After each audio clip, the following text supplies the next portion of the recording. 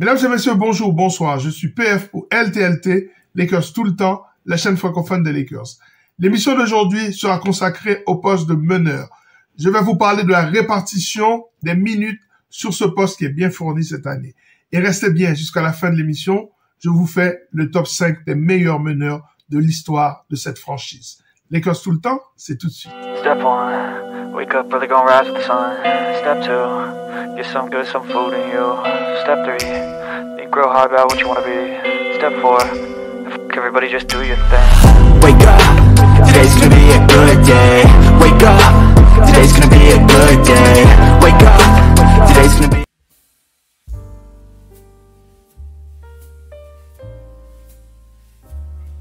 Quelle est donc la répartition du temps de jeu sur ce poste? C'est ce qu'on va voir tout de suite.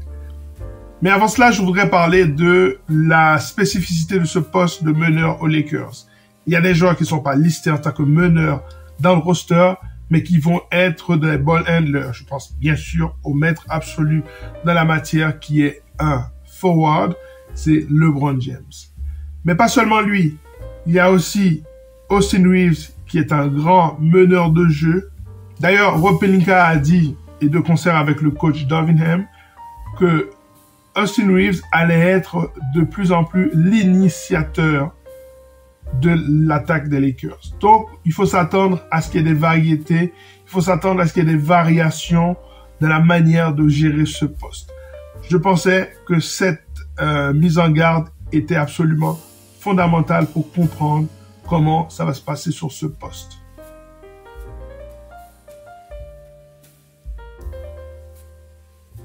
Il y a dans ce roster 3 meneurs attitrés. D'Angelo Russell, Gabe Vincent et Jalen Hood-Schifino, le rookie choisi à la 17e place. Commençons par D'Angelo Russell. Je pense que ce sera le principal ball handler de cette équipe, donc je le mets plus ou moins à 18 minutes de moyenne pendant la saison régulière. C'est lui qui aura le plus de minutes. On sait que c'est un joueur qui va apporter beaucoup de volume à cette équipe, qui sera efficace en saison régulière, qui va porter l'équipe. Ça va permettre justement à LeBron de ne pas être le principal marqueur. Ça ne m'étonnerait pas que D'Angelo Russell et Austin Reeves soient les principaux marqueurs, les principaux scoreurs de ce roster.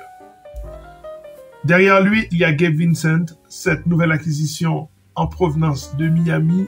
15 minutes par match, je pense que ça ferait l'affaire. Il gardera une bonne partie de la main, mais la plupart du temps, il sera plutôt en deuxième arrière. Jalen Hood-Schifino, je le mets à 5 minutes de moyenne par match, pas plus. Il y a 2 éléments qui sont extrêmement importants dans son jeu offensif. C'est sa capacité à lire le pick and roll, à prendre les bonnes décisions dans ce schéma de jeu. Et la deuxième chose, c'est sa qualité de passe. Avec ces 2 éléments, si on associe l'élément défensif, parce que c'est un bon défenseur, il aura des minutes dans cette équipe des Lakers. Le coach l'a dit dans plusieurs interviews données aux médias américains. À côté de lui, ou plutôt derrière lui, Austin Reeves aura de la responsabilité. C'est pour ça que je le mets à 5 minutes de moyenne par match. Et je pense que la plupart de sa responsabilité sera sur le poste 2. Et puis derrière lui, monsieur LeBron James, qui aura 5 minutes, pas plus, pour prendre des décisions en fin de match. Donc, je le prends plutôt aux environs de 4 minutes, mais avec les prolongations, sait-on jamais, on l'arrondit à 5 minutes. 5 minutes sur le poste 1, ce sera pas de trop.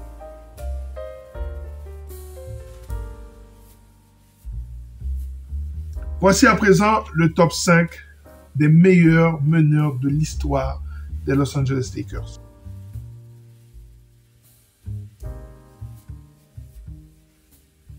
Nick Van Exel. C'est le joueur qui est passé par la période où il n'y a pas eu de titre, mais c'était tellement fun à voir cette équipe jouer au basket.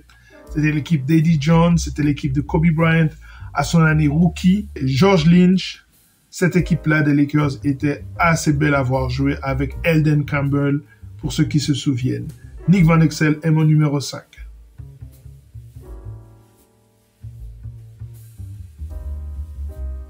Pour le numéro 4, je prends Norm Nixon, un meneur remplaçant, mais qui aurait pu être titulaire dans n'importe quelle équipe.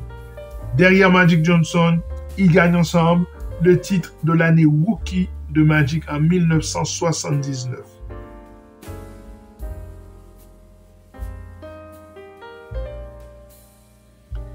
Numéro 3, Gail Goodrich, ce meneur qui formait avec Jerry West l'un des backcourts les plus redoutables de l'histoire des Lakers. Excellent joueur de basket.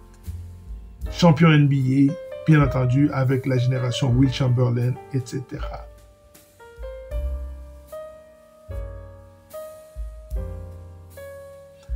Numéro 2, peut-être pas le plus flashy, mais sans doute l'un des plus efficaces, un floor general, un joueur extrêmement apprécié par Phil Jackson, qui a gagné les 5 titres avec Kobe Bryant, le principal lieutenant de Kobe Bryant, je nomme Monsieur Derek Fisher.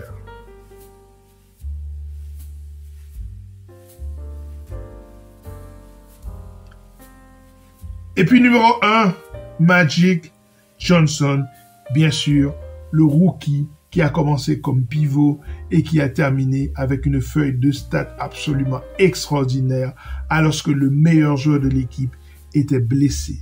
L'une des plus grandes performances de l'histoire de la NBA.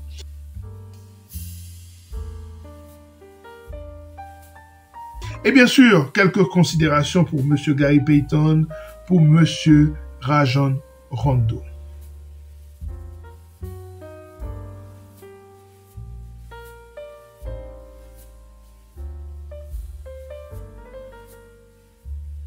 Voilà, ça est terminé pour cette émission consacrée au poste de meneur, un poste ô combien important. La prochaine émission sera consacrée au poste de deuxième arrière. À très bientôt. Ciao.